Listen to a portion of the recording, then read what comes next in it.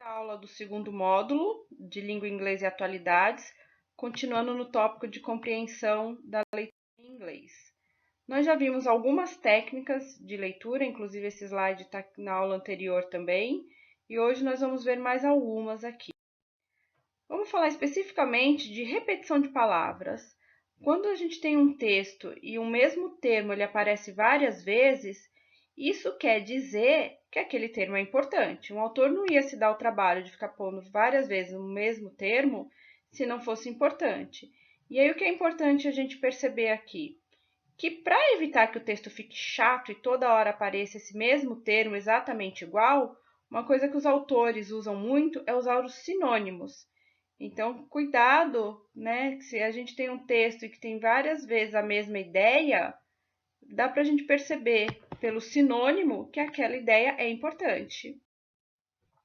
Então, a gente tem o que a gente chama de pistas tipográficas. Tipográficas quer dizer da escrita, tá? Então, a gente já viu no passado algumas coisas como layout, que a gente identificava se aquilo era uma propaganda de um filme, se era um panfleto de um curso.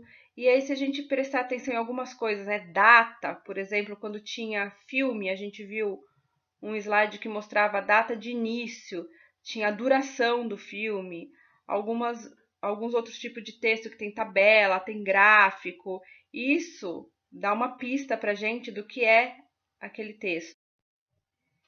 Também vimos nas aulas passadas uma técnica chamada skimming, que você quer procurar no texto só o assunto geral, não é para você se apegar a detalhes, ficar tentando traduzir termo a termo, né? Então a gente precisa tentar prestar atenção no formato, no título, no início, no final, se tem figura, se não tem, para a gente conseguir ter uma ideia geral.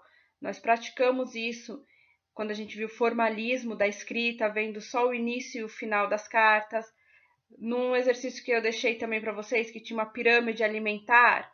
Então, a pirâmide alimentar já é algo que a gente conhece em português. Então, se você associar que tem a pirâmide, esse tipo de alimento, né, já dá para associar, independente se o termo está em inglês ou não, que a gente está falando de nutrição. Então, o skimming é isso, a gente tentar pegar uma ideia geral do texto pelo layout, por alguns subtítulos, sem se apegar no detalhe e na tradução de termo a termo, certo? E aí a gente consegue ter o General Comprehension, que é uma compreensão geral do que é o texto, né? E é claro, se a gente tiver algumas palavrinhas no texto, também ajuda a gente a compor essa ideia. Então vamos ver aqui o trechinho a seguir para a gente ver se a gente consegue praticar essa General Comprehension. Então a gente tem aqui esse texto, tá? Para a gente tentar. Não se apeguem à pronúncia, coisa assim. A gente está falando de inglês instrumental, então a gente está vendo muito mais a leitura, ok? Vou deixar esse slide aqui um tempinho para vocês darem uma olhada nesse texto.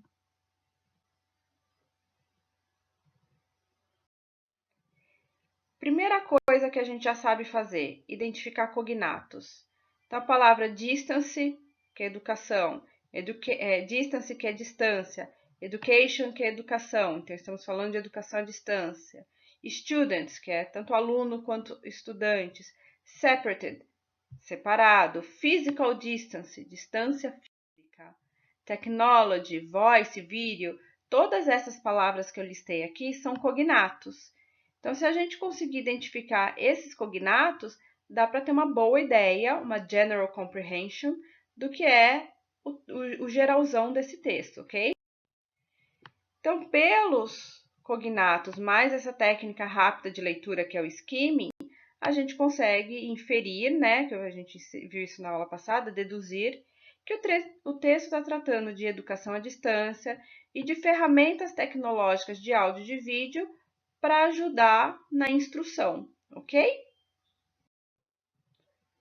O próximo assunto da aula de hoje, a gente vai aprofundar um pouco mais nos pronomes que a gente também já viu nas aulas passadas, começando com os pronomes pessoais, para a gente falar tanto de pessoas, de lugares e de objetos.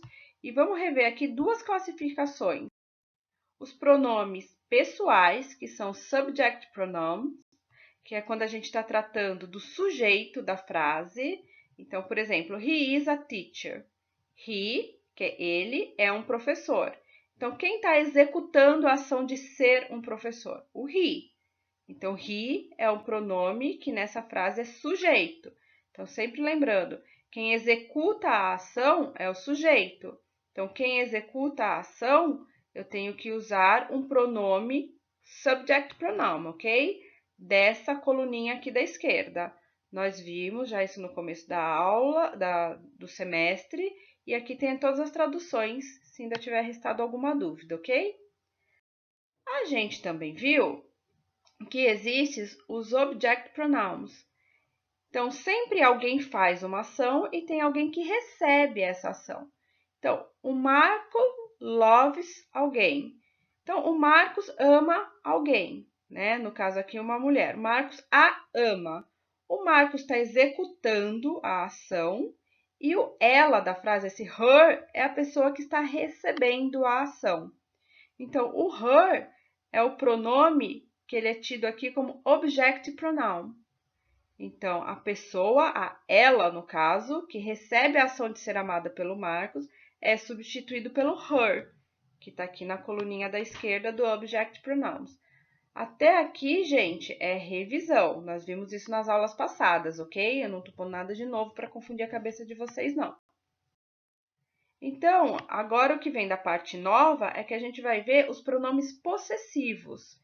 Então, quando a gente tem algo que pertence a alguém, igualzinho no português, a gente usa esse tipo de pronome. Tem pronomes que são considerados adjetivos, que é o que eu vou dar na aula de hoje, e pronomes que são considerados substantivos. Esse último substantivo não vai ser visto na aula de hoje. Hoje é só pronome adjetivo.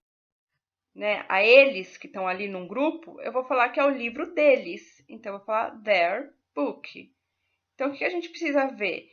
Quem é que possui o objeto? Se é I, you, he, she, it, we, you and they, que a gente viu lá no começo do semestre, para aí eu conseguir fazer o equivalente, né, o my, your, his, her, de quem é que possui, ok?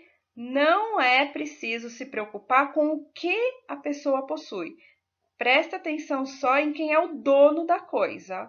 Então, quem é o dono é que define qual vai ser o pronome adjetivo a ser usado, certo? Então, por exemplo, aqui, ó. My house is new. A minha casa é nova. Its windows are red. As janelas dela são vermelhas. Então, as janelas da casa são vermelhas. As janelas pertencem à casa. Casa, a gente usa o pronome it. Então, se eu quero falar que é uma coisa que é dela, mas esse dela é de uma coisa, é de um it, então o adjetivo que eu uso, o possessive adjective, é o its.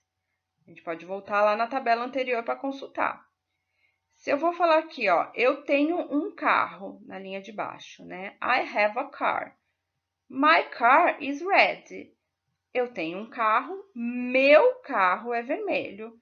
Então, a primeira coisa que eu tenho que ver, quem é que tem o carro? Sou eu. O carro é meu, então o carro pertence a mim.